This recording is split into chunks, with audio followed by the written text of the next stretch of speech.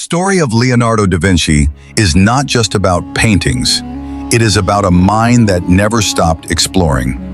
In 1965, long after his death, two of his hidden notebooks, known as the Madrid Codices, were discovered in the National Library of Madrid.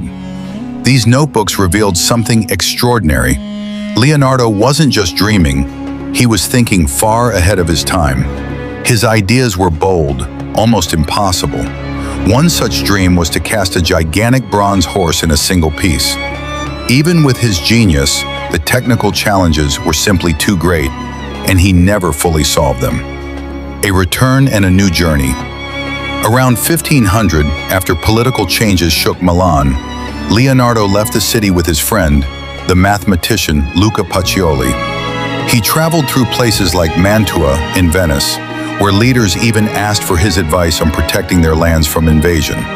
His ideas were creative, even suggesting flooding certain areas to stop enemies. Eventually, he returned to Florence, where he was welcomed warmly. But instead of focusing only on painting, Leonardo spent much of his time studying mathematics and science. His curiosity was endless. Soon, he took on a new and unexpected role. He entered the service of Cesare Borgia, a powerful and feared military leader. As a military engineer, Leonardo traveled across regions, studying cities and landscapes. During this time, he created detailed maps, so advanced that they are considered early examples of modern cartography. He even met Niccolò Machiavelli, who was observing political events. Science meets art. Back in Florence in 1503, Leonardo worked on ambitious projects, like trying to redirect the Arno River.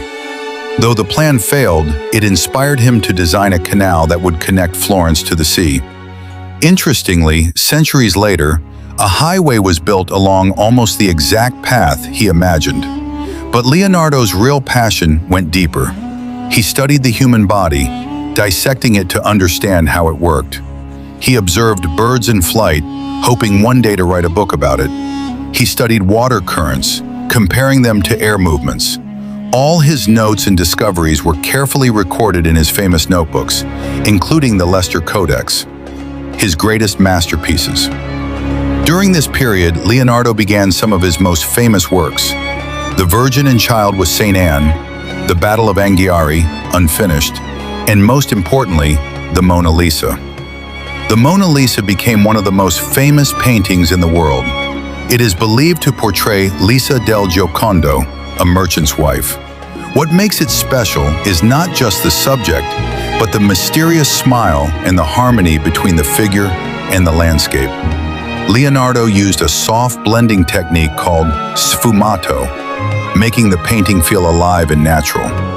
Meanwhile, the Battle of Anghiari showed his deep understanding of movement, emotion, and anatomy. Though unfinished, its sketches influenced many artists for generations. Back to Milan and beyond. Leonardo later returned to Milan, where he was respected by powerful patrons like Louis XII. He continued studying anatomy with experts and planned a complete scientific book about the human body. He gathered students around him, sharing his knowledge.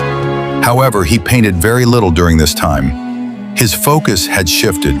He was more interested in understanding how the world worked. Final years in France. In his later years, Leonardo accepted an invitation from Francis I and moved to France. He lived near the king's palace and was treated with great respect. Though older now, he still sketched and designed grand ideas, including plans for a magnificent palace and gardens. He spent his final years organizing his notes and studies, leaving behind thousands of pages filled with ideas about art, science, engineering, and nature. The end of a genius. Leonardo da Vinci died in 1519 in France. After his death, his student Francesco Melzi inherited his notebooks, over 10,000 pages of sketches and writings. These documents became one of the greatest legacies ever left by an artist. Even today, Leonardo is remembered not just as a painter, but as a visionary. He believed that art and science were connected, that by observing the world carefully, one could truly understand it. And perhaps that is what made him timeless. He didn't just see the world, he tried to understand its deepest secrets.